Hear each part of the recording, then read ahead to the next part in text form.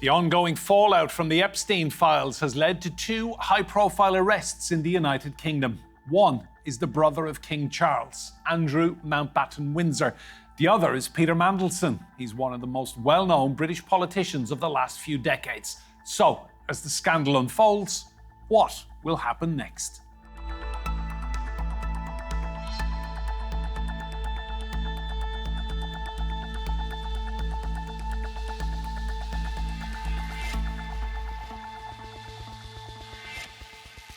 Hello and welcome to Roundtable. I'm Enda Brady. Now, 9 police forces across Britain are conducting investigations as a result of the publication of the latest batch of Epstein files. Police have been searching the homes of the former Prince Andrew and the ex-US ambassador Peter Mandelson following their arrests. Both men deny any wrongdoing, but the arrests have had a seismic impact on the British royal family and the British government. Slumped in the back of a car, shell-shocked after 11 hours of questioning. In a dramatic turn that has shaken the British establishment, Andrew Mountbatten-Windsor, the former Prince and Duke of York, was arrested on his 66th birthday on suspicion of misconduct in public office. With the palace getting no advance notice, Andrew was taken from his Norfolk residence to be interviewed about allegations of sharing confidential information with the paedophile financier Jeffrey Epstein during his role as the UK's trade envoy in the 2000s. The arrest followed the release of millions of Epstein documents by the US Justice Department, prompting British police forces to investigate potential breaches of secrecy. The probe expanded this week with the arrest of Labour Party politician Peter Mandelson, who was until recently Keir Starmer's ambassador to Washington, D.C. The seemingly endless scandals surrounding Andrew have created a potentially existential crisis for Britain's royal family, on a scale not seen since the abdication of Edward VIII 90 years ago. I think it's a bigger public relations crisis, actually, than Edward VIII, because that was all wrapped up in a month and there wasn't such a thing as social media, 24-hour news. And this is going to drag on for years. I mean, certainly months, and it's going to drag into William's reign as well. Polling reflects declining public support for the monarchy, with approval hovering around 50%, and that's from before Andrew's arrest. As inquiries progress, the global spotlight is also intensifying, making headlines across the continent and all the way down to Australia, one of over a dozen countries which has the British monarch as its head of state. Prime Minister Albanese has written in support of removing Andrew from the line of succession. The now infamous picture of the former prince has been seen around the world, and it illustrates the depth to which the once media darling has fallen. His family will be hoping that he doesn't take them down with it too. Well, let's meet our guests for this one. Joining us from central London, we have Andrew Loney, who is historian and author of Entitled, The Rise and Fall of the House of York. In Limerick, in Ireland, we have Kevin Hyland. Kevin is a former British police officer, and he was the UK's first independent anti-slavery commissioner. Joining us from Baton Rouge, Louisiana, in the United States, we have Dana Hunter from the National Coalition for the Prevention of Human Trafficking. And I'm delighted to say, here with me in the studio, we have the royal editor, Sarah Hewson. You're all very welcome to this roundtable. Sarah, to you, first of all, just spell out for us what a seismic time this is that we are living through. Seismic is exactly the word. I mean, there have been some pretty dark times in recent royal history, from the Annus Horribilis, the divorces, the War of the Waleses, the death of Princess Diana. But this really is on a different level. We're talking 1936 abdication crisis level here. And actually, if you look at that, there was a love story at the heart of this. The allegations surrounding Andrew Mountbatten-Windsor are so sordid and so toxic and so disturbing that this is potentially even more serious. And the real danger is whether or not the royal family, the monarchy, can distance themselves enough from Andrew Mountbatten-Windsor in order to preserve the institution for the future. Thanks, Sarah. I should point out that Mr. Mountbatten-Windsor denies any wrongdoing whatsoever. Andrew, to you, do you agree that this is the biggest crisis facing the British royal family since the abdication of 1936? Well, actually, I'd go further than that. I've actually written a book about the abdication, and this is far more serious. I mean, that was a palace coup. Edward went quietly. The revelations of his Nazi sympathies only came out after his death. This is about financial corruption at the heart of the royal family, possibly supported by the institution itself, quite apart from the sexual trafficking, and actually, I think, a bigger question which will emerge about national security. So this is a huge crisis for them, and it will become bigger if the king is found to have been complicit in perverting the course of justice and covering the story up. Andrew, you've written about Andrew Mountbatten-Windsor for so long and in such meticulous detail. Talk me through how you felt when the word broke last week about the arrest. Well, I mean, I felt relieved because it showed that my sources had been accurate, that I talked to. I'd been vilified for some of the things I'd said, particularly the fact that the Queen had protected him. And I suppose a great deal of satisfaction that Andrew was finally facing some form of justice for his behaviour, and that the victims would hopefully see him in court. Dana, to you in the United States, how have you felt watching in and seeing all this from across the Atlantic? Because nobody's being arrested in the United States this year. You know, it confirms to us that human trafficking is a global issue. And it isn't, just a crime that happens on the streets. It's a power crime. And where there's money and prestige or status, it's often hidden. And so what we're seeing is that wealth protects perpetrators at times. Research suggests that fewer than 5% of trafficking cases result in prosecution. And so, when we have these human trafficking cases, when we can get justice for survivors and victims, regardless of wealth, status, or power, we have a win. Heaven, to you, this allegation of misconduct in public office, which is being levelled against Andrew Mountbatten-Windsor and Peter Mandelson, Lord Mandelson, a very prestigious and well-known politician in the United Kingdom for several decades. Talk to me about that offence. What is it and how difficult is it to prosecute? Yes, so the offence comes from common law, as we've heard quite a lot about, and the offence is actually somebody who is in a role that is a public role, and the courts have decided over many cases what that is, and it can range from police officers, prison officers, police staff. It even goes to cases where bishops of the Church of England have been found to be people who are public officials for those legislation, and civil servants, and anybody who is a minister or working as a minister or for the government. So, it's got a wide sweeping reach, but you have to show that the act that was done was connected to the person's official capacity, and not just that it was an undesirable act, but it was wrong and actually done with intent to, deceive or to do something wrong in the interest of the state. One thing that we are aware of, is Lord Mandelson, as a member of the House of Lords and as a minister, takes an oath of allegiance. So, his position is somewhat clear that his role was clearly a state role, acting as a state official.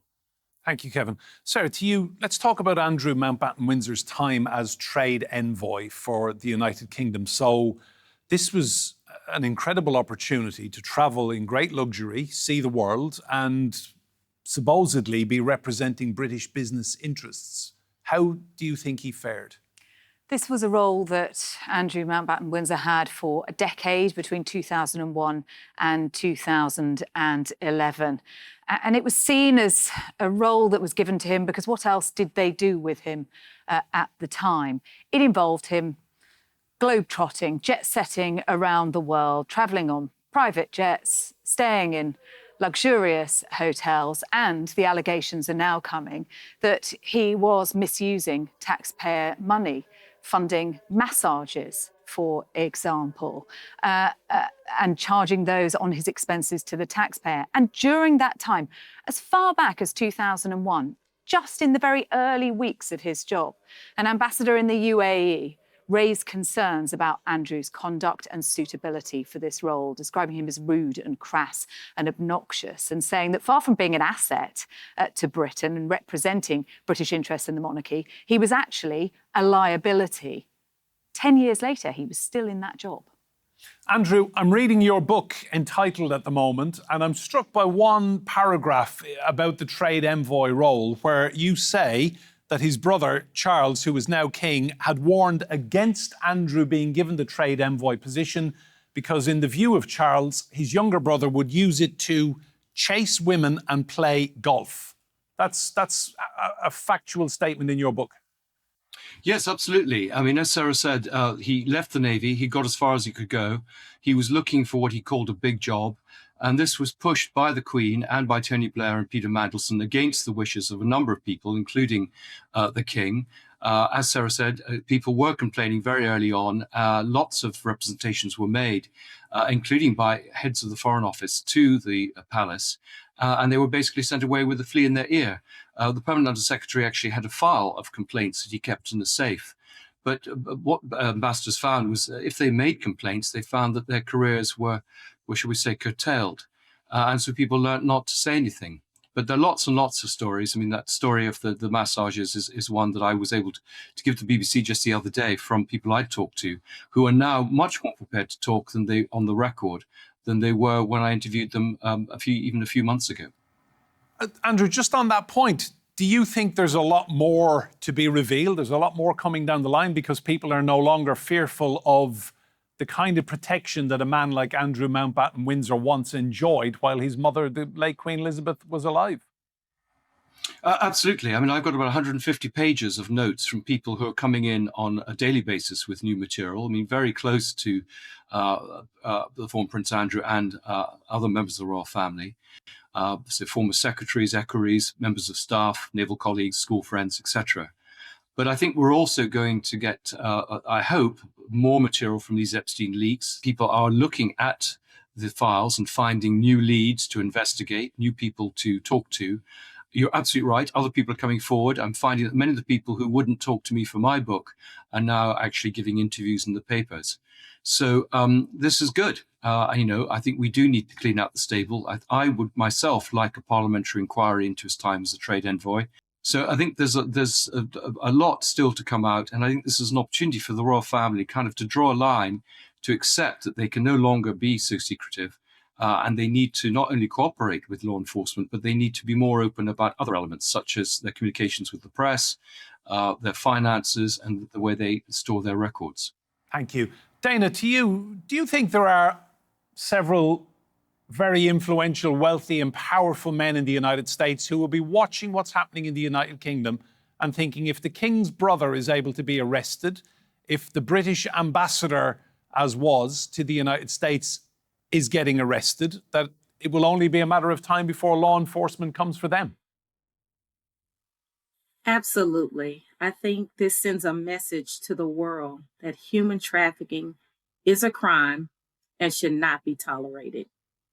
It sends volumes, it sends a message to survivors that we are hearing you and we're moving to justice and swift action, regardless of who the person is, what status they have, if they're a person of prestige. Everyone should be held accountable. And I think what we're seeing now sends a strong message to anyone that has wealth, influence, or power that human trafficking is not acceptable and should be ended. And Dana, how do you think the family of the late Virginia Roberts Giuffre are feeling? Because everything she has said, everything she has alleged has led to some seismic moments. You know, when survivors are heard, it means so much to them because they've lived in fear. They've lived under this cloud of darkness for so long and have been silenced.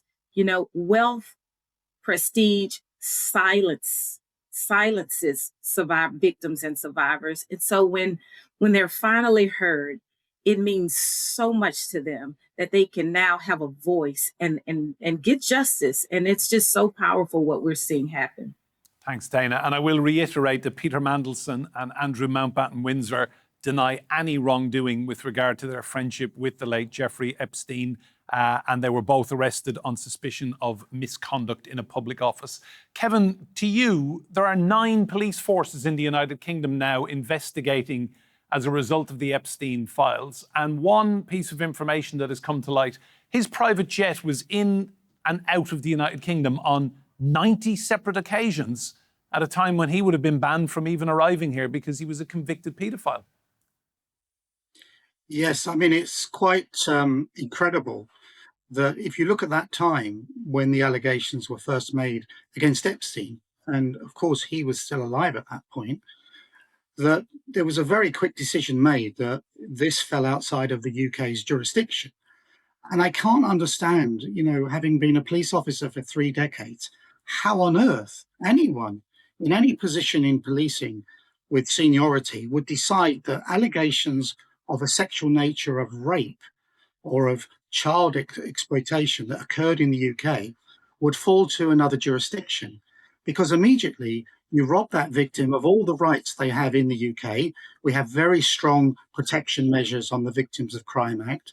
We had new legislation coming through around human trafficking. Whilst that may not apply to these cases, there was other legislation that could be used. But also, this was at a time when we'd had massive failings in the UK. The Rotherham inquiry, the Savile inquiry, case upon case where it's been revealed that police had failed victims of sexual assaults. So you would have thought with these allegations coming in, the radar of police leaders across the country would be very high and very sensitive. And the failing of the investigation is evident by the fact that even the flights weren't checked. Thanks, Kevin. Sarah, talk to me about the wider implications now for King Charles and the monarchy. We're even hearing that Andrew Mountbatten-Windsor will be removed from the line of succession. How does this impact Charles now? Well, there is very serious talk about removing Andrew Mountbatten-Windsor from the line of succession. It's a symbolic move. He's 8th in line to the throne. Something catastrophic would have to happen for him to find himself being required. But such is the desire to distance the rest of the monarchy from him that this is being seriously considered and raised by the Prime Minister and the government as well.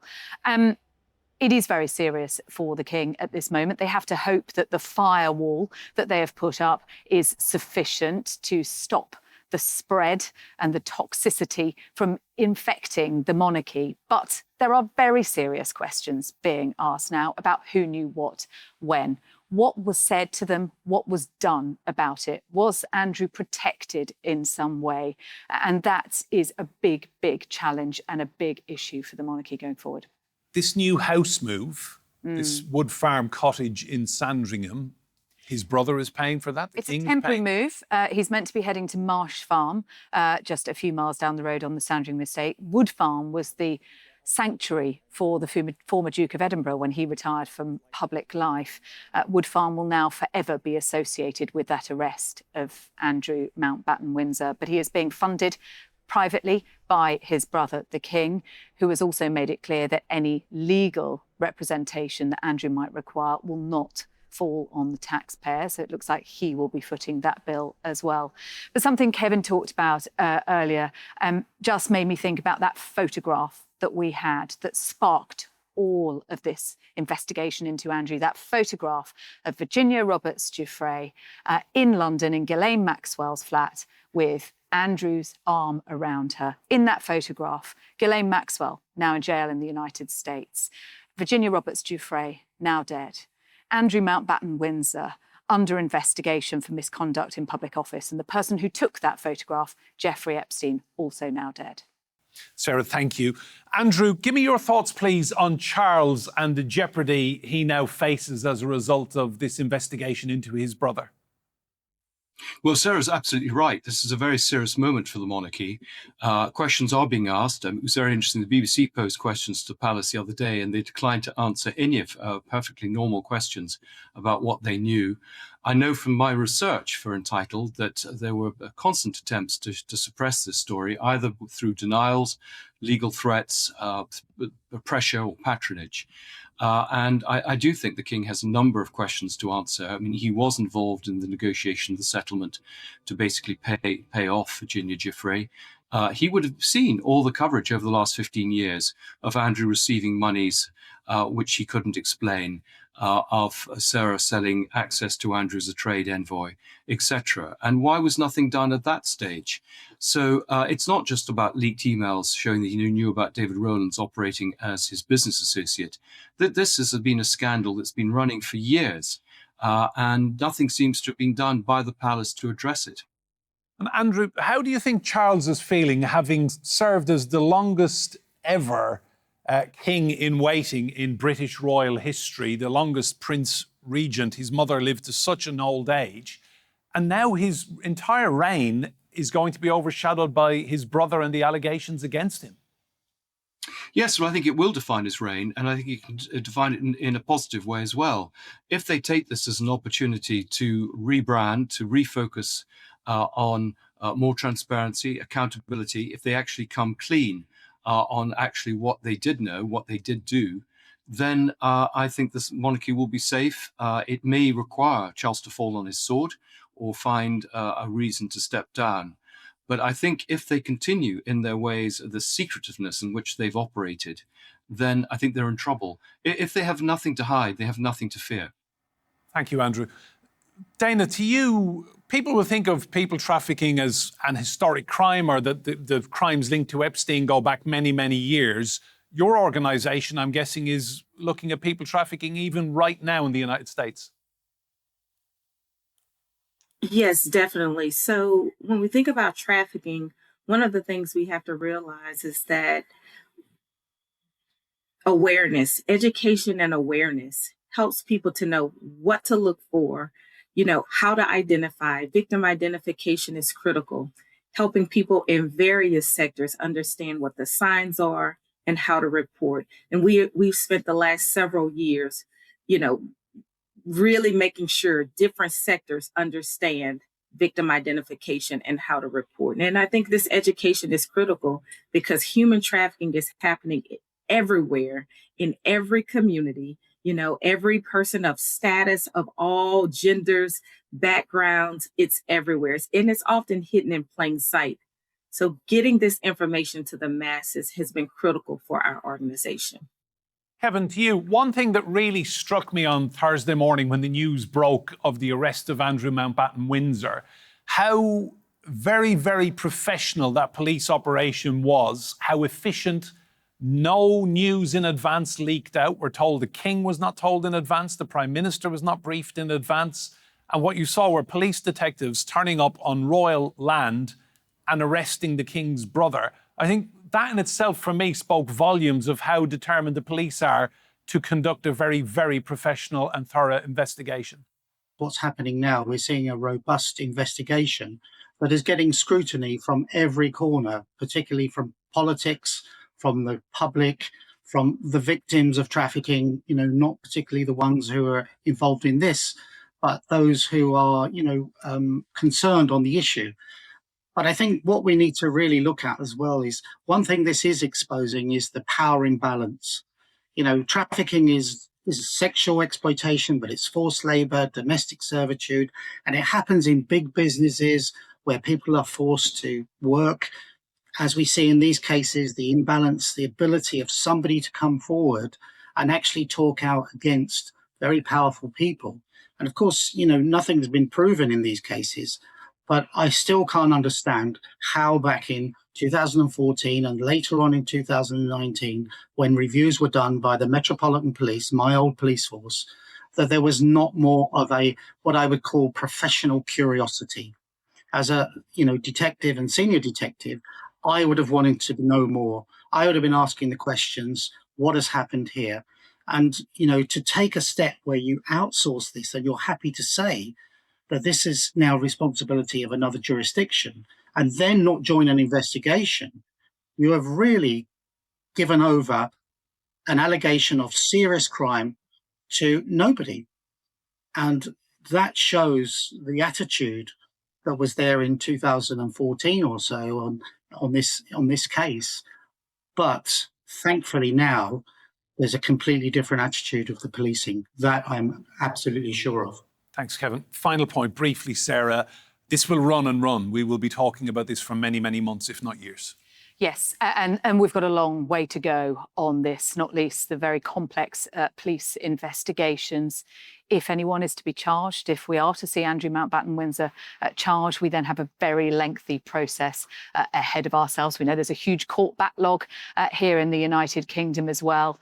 But what this also highlights is just how difficult it is for victims of sexual abuse to see justice, because what we're talking about here is allegations of misconduct in public office as a result of emails that came out in January, resulting in an arrest in February. We have had more than a decade of allegations being made around Jeffrey Epstein and Andrew Mountbatten-Windsor surrounding sexual abuse. Allegations that have been denied, as we say, by the former Prince Andrew, but still nowhere near seeing anything on that grounds. Yes, the police are investigating it, and it could be that this is the entry point to that now that laptops, etc., have been seized. But I think it is a very, very stark illustration of just how difficult it is to get justice for victims. Sarah Hewson, thank you. My thanks also to Andrew, Kevin and Dana. Thank you all. Remember, you can see more discussion and debate on our YouTube channel. Just search for Roundtable TRT World. But for now, from me, Enda Brady, and all the team here, goodbye and thank you for watching.